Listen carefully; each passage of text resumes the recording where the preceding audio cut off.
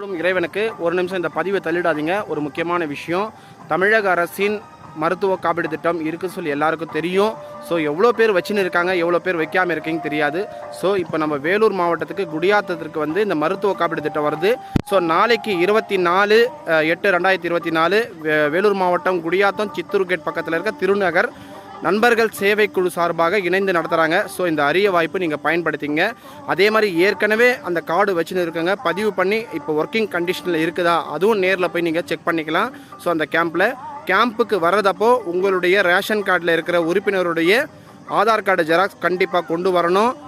Ration card ஜெராக்ஸும் கொண்டு வரணும். அதில் இருக்கிறவங்க எல்லாருமே வரணுமா? அது தேவையில்லை. யாராவது ஒருத்தர் வந்து நீங்கள் பதிவு பண்ணிடலாம்.